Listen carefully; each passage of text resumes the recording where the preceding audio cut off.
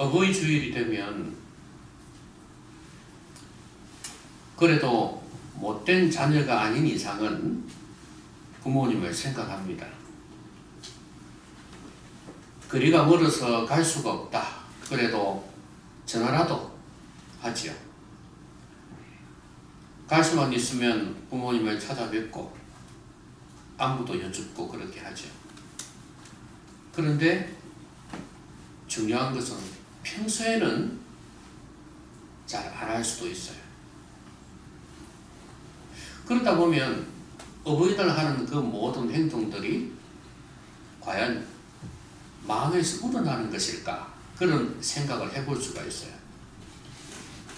왜냐하면 평소에는 돌보지가 않거든. 그래서 이 반대 이야기로 옆에서 모시는 며느리는 맨날 욕 들어먹고 저 멀리서 한 번씩 명절 때나 와가지고 용돈 한번 주고 가는 딸은 또 아니면 다른 며느리들은 너무 칭찬을 받는 거죠. 그래서 이제 이게 문제다 하고 이야기를 하죠. 그 옆에서 모시는 그 사람의 아픔을 몰라줬기 때문에 그런 거죠. 사실은 그런 사람이 진짜거든요. 사람의 성향, 성격 다 다르다 보니까 갈등도 있을 수 있고 맨날 모시는데 그렇지 않겠습니까? 그거는 서로 키우면서 똥이 나오는 거 어쩔 수가 없는 거 아니겠습니까? 그거 치울 수밖에 없는 거예요. 그래서 우리는 세상 사람들이, 우리를 포함해서 세상 사람들이 이 어버이날에 부모를 공경하는 거, 흉내를 내는 것, 이걸 보면서 과연 세상 사람들이 생각하는 효도라는 것이 얼마나 무게감이 있는가를 한번 생각해 볼 수 있습니다. 우리가 부모님께 드리는 이 효도를 좀 더 무게감 있게 진지하게 만드는 것은 뭐냐? 바로 하나님의 명령이라는 거예요. 교회를 다니는 사람들조차도 이 효도라는 것을 윤리적인 것, 도덕적인 것으로만 생각합니다. 결혼도 마찬가지죠. 그러니까 결혼은 그 이상의 의미가 있고 효도 그 이상의 의미가 있어요. 바로 우리가 절대적으로 믿고 있는 하나님의 명령이라는 것. 하나님의 말씀, 그 안에서 이 모든 것을 행해야 된다는 거예요.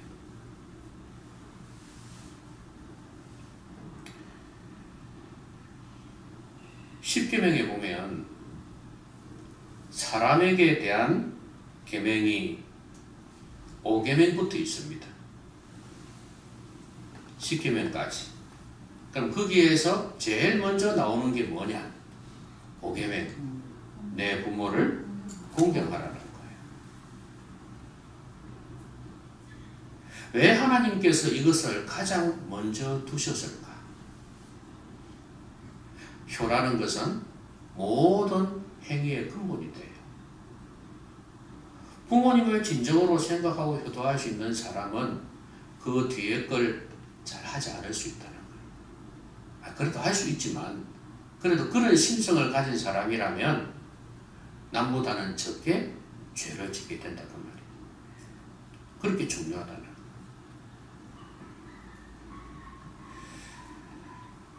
그래서 우리는 오늘 이 어버이 주일에 어떻게 이 효도를 할 수 있을까?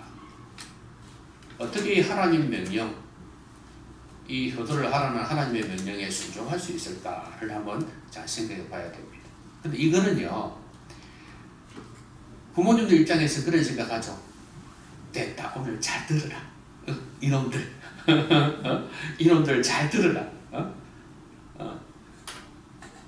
하나님이 효도라고 하지 않냐? 이렇게만 생각할 게 아니에요.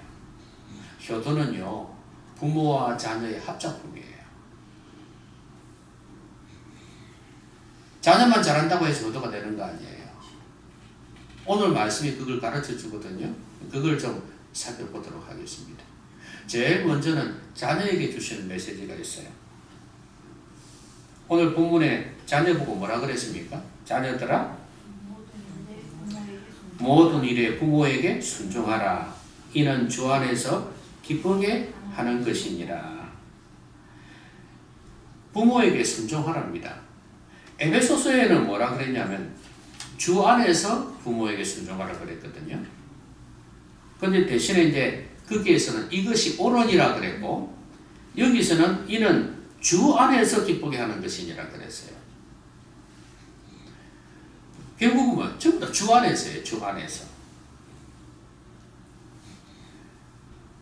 그러니까 부모에게 효도할 때 우리는 믿는 사람들로서 하라는 이야기예요. 하나님의 자녀로서 하라는 이야기예요.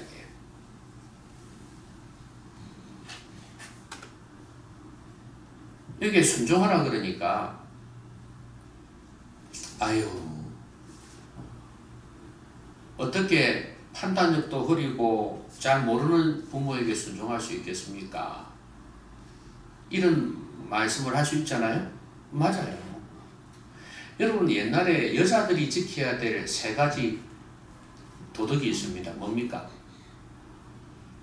여자들이 지켜야 될 3가지 도덕. 그걸 삼종지도라 그러죠. 네? 삼종지도. 어릴 때는 아버지를 따르고, 결혼해서는 남편을 따르고, 그 다음에 늙어서는 아들을, 자녀를 따르라 이렇게 돼 있어요. 그 당시로는 뭐 여자는 다 출가 외인이니까 부모는 아들이 모시고 살았으니까. 그런데 자녀를 따르라. 그래서 어찌 보면 이게 아유, 남자들이 여자를 옳고 멜라고 저런 거 아닌가 싶은 생각이 들 수 있지만, 이제 저는 초점을 어디에 두고자 하냐면 제일 뒷부분이에요. 늙어서는 자녀의 말을 들어야 됩니다. 당연하죠. 모든 부모님 세대하고는 다르죠. 아는 지식이나 모든 게 다릅니다. 그래서 또 따를 수밖에 없고, 그러니까 이런 사람들한테는 큰 어른이, 성인이 자녀인 경우에는 부모에게 순종하라는 말이 안 맞죠. 그죠? 이 말씀은 이제 자녀들아 했으니까 이거는 자라는 아이들을 두고 이야기한다고 볼 수가 있어요. 그렇지만 부모의 마음을 헤아리고 부모의 뜻을 존중하라는 그런 의미는 돼요. 연세가 드셔도. 자, 그런데 저는 오늘 초점을 어디에 두고자 하냐면 주 안에서라는 거예요. 아까도 말씀드렸듯이 이 효도라는 것은 주님께서 명령하신 거거든요. 이 옳은 일이라고 그랬어요. 옳은 일이라. 바른 일이다 그 말이죠. 그러니까 주님께서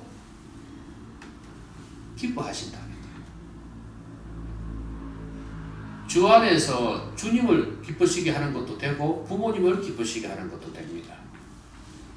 그러니까 이거는 단지 이걸 내가 해야 되는구나 하는 의무감에서만 하면 안 됩니다. 내가 다른 사람을 기쁘게 한다는 거, 이거 얼마나 좋은 거예요. 그렇죠? 여러분이 뭔가를 사서 남편에게 음식을 대접하든지 맛있는 걸 사주든지 뭘 갖다 주든지 했을 때 그거 좋아하는 거 보셨습니까? 자녀들에게 뭔가를 주었을 때, 맛있는 음식을 주었을 때, 사줬을 때 좋아하는 거 보셨나요? 옛날에 자식들이 잘 먹는 거 보면 나는 안 먹어도 배가 부르다 그런 말 했잖아요. 그게 기쁨이거든요. 신랑이 잘 먹어도 마찬가지고, 남자가 뭐 사가서 아버지가 사가서 자녀들이 뭐 먹는 걸 보면서도 마찬가지예요. 기분이 좋겠죠. 남에게 기쁨을 준다는 거, 이거 참 진짜 자기의 행복이에요. 그게. 여러분 그렇지 않던가요?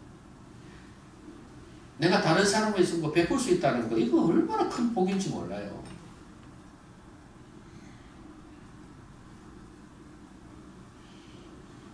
그래서 이 베풀 줄 모르는 것은 결국은 부모에게도 그래요. 인생한 사람은 부모한테도 인생이에요.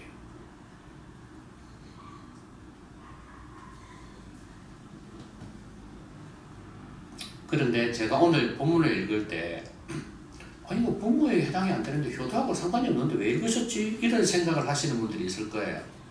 종들아 하는 내용이 나오거든요. 종들아 모든 일에 육신의 상전들에게 순종하되 그랬죠. 근데 중요한 것은 사람을 기쁘게 하는 자와 같이 눈가림만 하지 말고 오직 주를 두려워하여 성실한 마음으로 하라.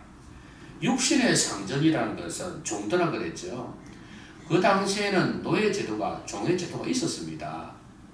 그래서 이 종들이 주인한테 어떻게 해야 되는지를 말씀을 한 거거든요. 그런데 이거는 이제 오늘날로 치면은 노동자들, 그러니까 회사의 어떤 간부들이나 사장이나 회장한테 직원들이 하는 그런 태도로 적용을 많이 하죠. 근데 이거는 권위의 문제이기 때문에 부모에게도 해당이 돼요. 그러니까 부모님께 효도할 때 눈가림만 하지 말라 이거예요. 그러니까 명절이니까 아니면 어버이날이니까 이렇게 눈가림만 하지 말라 이 말이에요. 죽게 하듯 하고 사람에게 하듯 하지 말라. 사람을 기쁘게 하는 자와 같이 눈가림을 하지 말라. 내가 우리 부모님 찾아뵙다는 것을 저 형님이 동서가 알아야지. 그렇게 하는 마음으로 하지 마라 이거예요. 근데 뭐라 그랬습니까? 오직 주를 두려워하여 성실한 마음으로 하라. 이런 마음으로 부모를 공경하라는 거예요.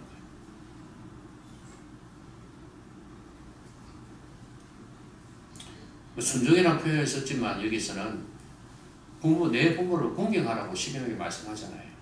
공경. 그러니까 부모를 잘 대접하고 존경하라는 이야기입니다. 이건 주님의 명령이에요. 주를 두려워하라 말한 말씀은 무슨 말씀이에요? 주를 두려워하여 성실한 마음으로 하라 그랬잖아요. 주님을 두려워한다는 게 무슨 말이에요? 그러면 내가 제대로 부모를 섬기지 못하면 하나님이 노여워하신다는 그런 말씀 아니겠습니까? 그거 두려워하지.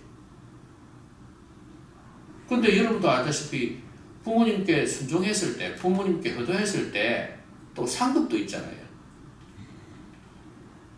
내가 사는 땅에서 내 생명이 길리라. 내가 잘 되고 말이에요. 이렇게 또 약속을 해주셨거든요. 또 자녀들이 잘 되는 복이 있단 말이죠. 그러니까 하나님께서 이걸 보고 판단하실 거라는 거죠. 그러니까 주를 두려워하라는 말이죠. 무슨 일을 하든지 마음을 다하여 죽게 하듯 하고, 이거는 부모에게도 해당이 된다는 말이에요. 죽게 하듯 해라.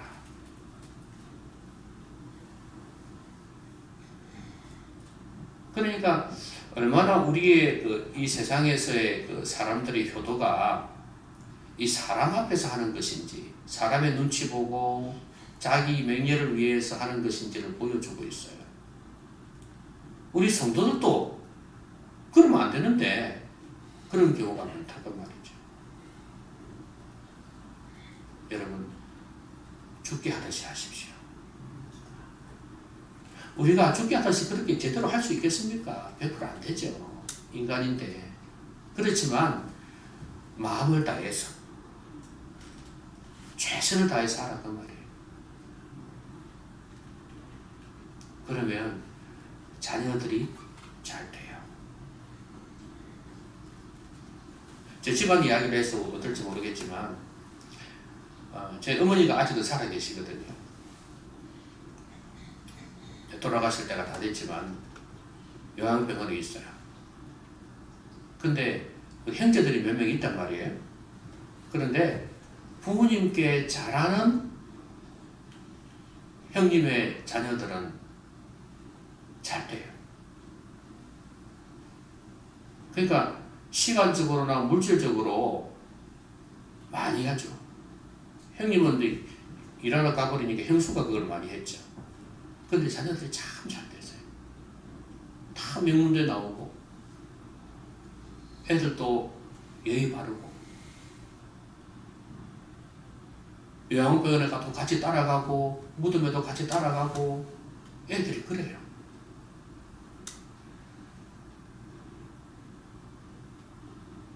그런데 그러지 않는 자녀들을 보면은 너무 안 좋아요. 집안 분위기도 안 좋고 여러 가지 면에서 안 좋은 면이 많아요. 그래서 부모 공경이라는 것이 이렇게 폭넓은 의미가 있구나 하는 걸 알 수 있어요. 그 사람들은 안 믿는 사람들이에요. 근데 우스운 게 있죠. 교회 다니는 사람도 있거든요, 현재 중에. 그런데 효도를 안 해요. 무슨 억한 심정이 있다고. 영 안 들어먹으려고 어찌다가 한번 영병원에 들어간 지가 언젠데 어찌다가 한번 집사해. 부부가. 근데 우리 형분이겠어요. 제가 이때까지 교회를 거치면서 보면서 교회 중직자들이면서 진짜 부모 소외하는 자녀들 많거든요. 그 제대로 된 신앙입니까? 저는 신앙 제대로 안 됐다고 생각해요.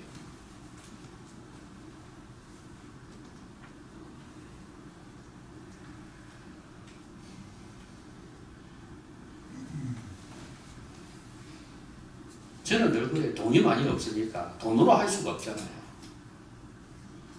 요양병원비를 처음에는 좀 못했거든요. 못했는데 개척하고 이래 너무 힘들잖아요. 그러니까 나중에는 결국 형수님 돈 하지 마라 그러더라고요. 와주는 거 해도 고맙다 그러더라고요. 다른 형제들은 뭐 그들도 보지도 않고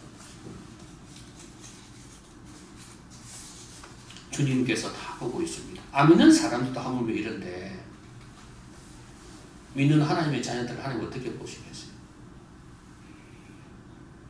내가 나의 명령을 거역했구나, 내 이름을 더럽혔다 이렇게 하지 않겠습니까?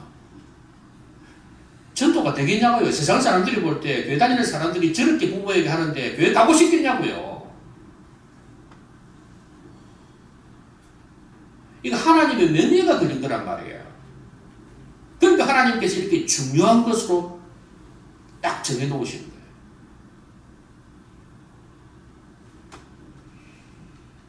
자기를 위해서는 돈을 펑펑 쓰면서 부모한테는 돈 쓸 생각을 하지 않는, 자기 새끼들을 위해서는 돈을 엄청나게 쓰면서 고급 물건들을 갖다 사고 옷도 입히고 그러면서 부모한테는 돈 10만 원 주기도 아까워가지고 벌벌 떠는 그런 자녀들.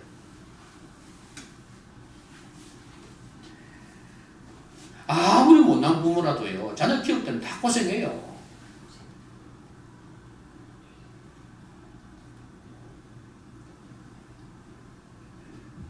여러분 자녀들이 이렇게 주 안에서 효도하는 자가 되도록 해야 합니다. 그러면 어떻게 해야 될까요? 오늘 부모에게 자녀들이 효도하는 것에 대해서 먼저 말씀하셨고, 그 다음에 두 번째로 아비들아 말씀하죠. 아비들아 너희 자녀를 노엽게 하지 말지니 낙심할까 함이라. 아니 왜 또 아비들만 이야기해? 안 좋은 건 아비들이고 좋은 건 어머니고. 참 기분 나빠 죽겠네 그냥. 응? 그죠? 남자분들 그죠? 근데 아무래도 어머니보다는 아버지가 자녀를 노엽게 했는가 봐요.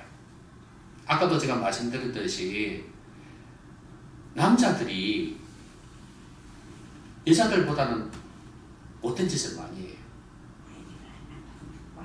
애기를 안 낳아서 몰라요. 그게 문제가 아니라, 이게 남자들이 교회를 다녀도, 이 당시도 그랬어요. 교회를 다녀도 제대로 된 신앙 가지고 사는 사람이 많지도 않고, 그 다음에 또 하나는 이 바람을 많이 피워요. 바람을. 남자들이 여자에 비해서. 이 초대교회 당시에는 여자들도 많이 그랬습니다만은 되게 로마 시대에 있잖아요. 그런 게 많이 있었지만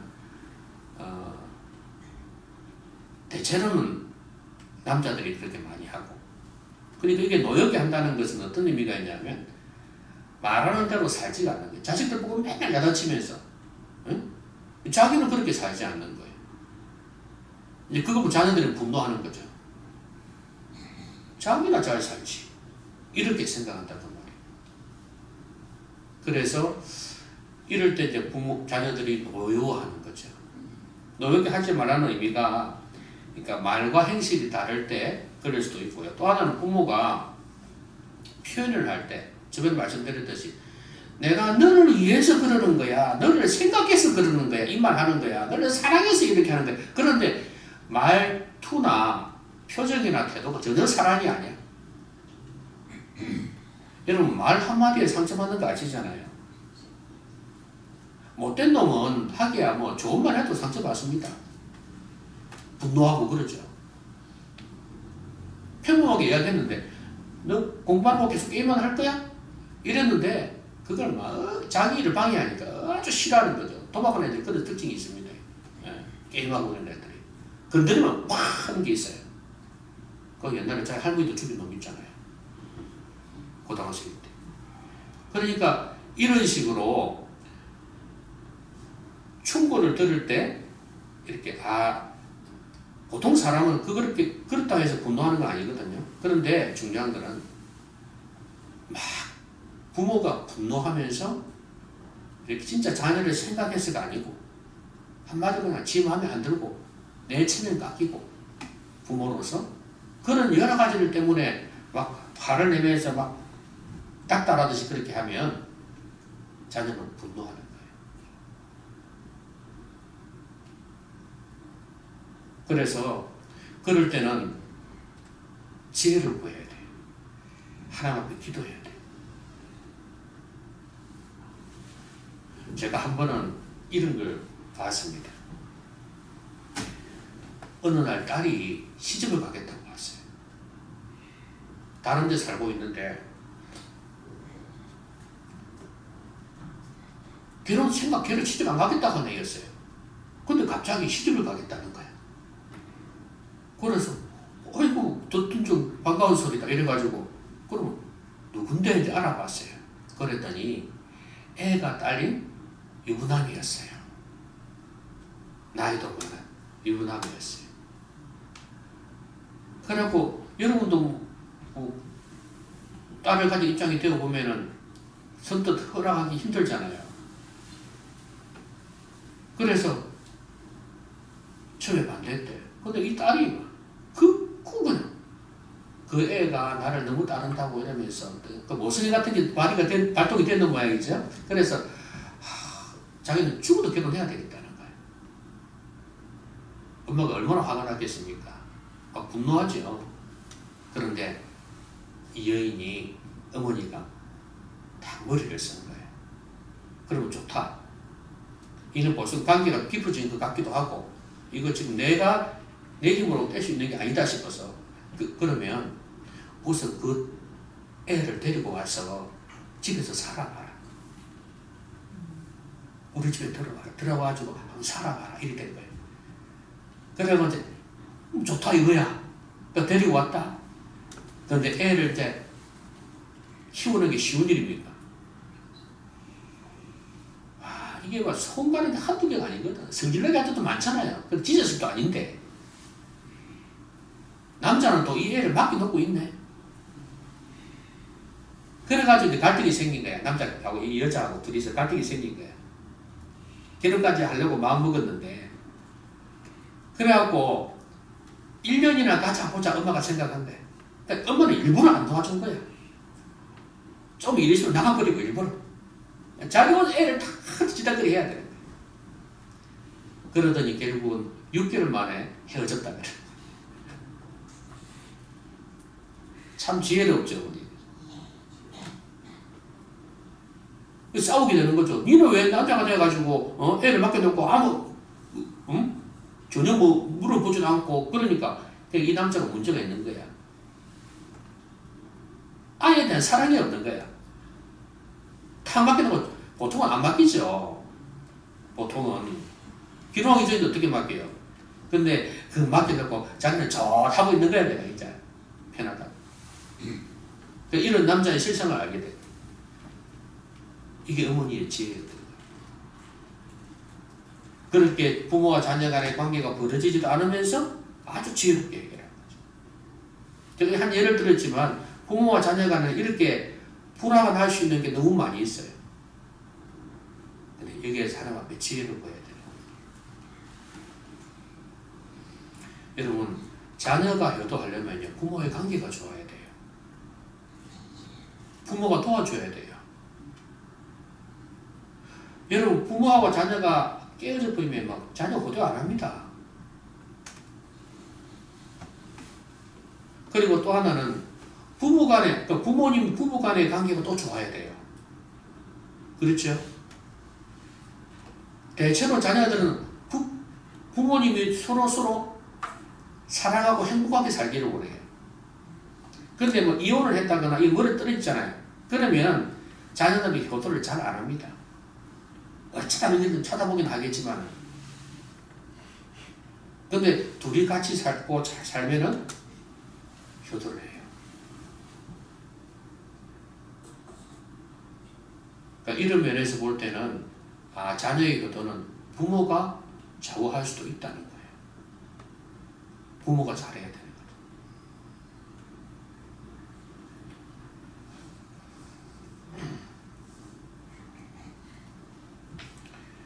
자, 그러면 이렇게 자녀 입장에서 부모를 공경하고 효도해야 되고, 그 다음에 부모 입장에서도 자녀가 효도할 수 있도록 바르게 살고 믿음으로 살고 도와주고 기도하고 지혜롭게 대처하는 게 필요하겠죠? 자, 그렇게 하면 하나님께서 어떻게 하시냐? 여기에 24절에 보면 당연히 창세기에도 부모 공경하면 주시는 복이 있잖아요. 그렇죠? 내가 잘 때고 이 땅에서 장수하는 복, 자녀가 잘 때는 복을 주십니다. 주시는 거. 여기도 보니까 기업의 상을 주께 받을 줄 아나니 너희는 주 그리스도를 섬기느니라. 여기 주란 단어가 참 중요해요. 주 그리스도. 주님이다 이 말이에요. 주님이다 이 말이에요. 모든 만물의 주인 되시는 분이에요. 이 기업이라는 것은 원래는 이스라엘 백성이 가나안 땅에 들어갔을 때 받는 땅이 있지 않습니까? 그걸 기업이라고 그랬거든요. 하나님께로부터 받는 선물이에요. 그게 기업인데 우리가 천국 갔을 때 천국 자체도 영생도 기업이에요. 일종의. 근데 천국 가서 누릴 그 은혜들을 다 통칭해서 기업이라고 표현을 하는 거예요. 그러면 이거는 하나님께서 주시는 상을 받는다고 표현하는 거예요. 불의를 행하는 자는 불의의 보응으로 보응을 받고 주님은 사람을 외모로 취하심이 없다. 뭘 보신다는 겁니까? 사람은 외모를 보거니와 나 여호와는 중심을 보시느니라. 그러니까 중심을 보신다 이 말이에요. 끝으로 어떻게 하느냐 그게 아니라 중심에 어떤 태도를 하느냐 그걸 보고 바꾸신다는 거. 당연하겠죠. 마음이 있고 없고가 행위로 드러나지 않겠습니까? 그러니까 어떤 행동을 하느냐, 의로운 행위냐 불의의 행위냐 이거죠. 제대로 하느냐 안 하느냐 이겁니다. 거기에 따라서 내가 판단하겠다 이 말씀입니다. 하나님께서 행한 대로 갚으신답니다. 그래서 우리는 하나님 앞에서 사는 인생들이에요. 효도하는 사람이 되어야 됩니다. 하나님 명령에 순종하는 것입니다.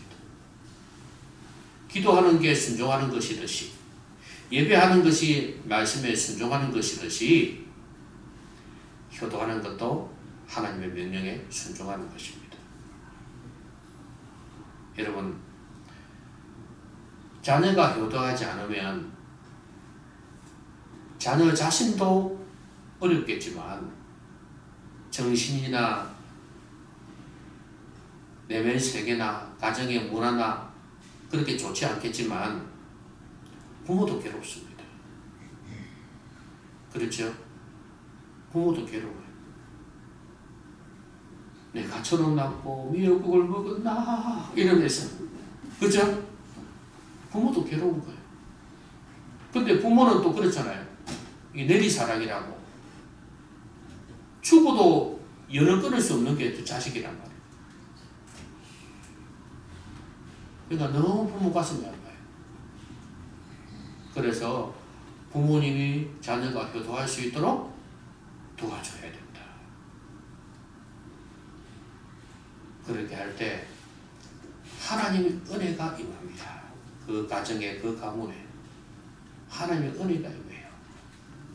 여러분 세상 사람도 보면은 보면 큰딸, 둘째딸, 셋째딸 해가지고 사이가 데려와가지고 부모님 섬기는 거 받지 않습니까? 그거 보면 어떻습니까? 화목해 보이죠? 분위기로 느끼잖아요. 그렇다고 자기들 간에 갈등이 없겠습니까만은 그래도 보면 화목해 보여요. 참 좋아 보여요. 우리는 예수님을 믿는 사람들로서 이런 문화를 만들어 가야 돼요. 아름다운 문화. 여러분, 부모한테 공경하는 사람은요, 교회에서도 잘합니다. 목사한테 함부로 확 뛰어들지 않습니다. 그죠? 아이고, 얼마나 힘들고, 이렇게 생각한다니까요. 기도해 주고 그걸 한단 말이에요. 그래서 효가 모든 행실의 도덕의 근본이 된단 말이에요. 저는 오히려 하나님의 말씀의 근본이다, 이렇게 말씀드리고 싶어요. 아무쪼록 여러분들 이제 그동안에 못했다 싶으면, 아이고 나는 부모가 이제 다 돌아가셨는데, 그럼 옆에 나보다 나이 많으신 어른들께 잘하면 됩니다. 아니면 내 자녀들이 효도하는 자녀들이 될 수 있도록 애를 쓰는 거죠. 기도하고 그렇게 하면 됩니다. 그래서 이 효도하라는 하나님의 명령에 우리 모두가 순종할 수 있기를 바랍니다. 기도합시다. 같이 한번 기도하겠습니다. 오늘 말씀 시작하면서 기도합시다.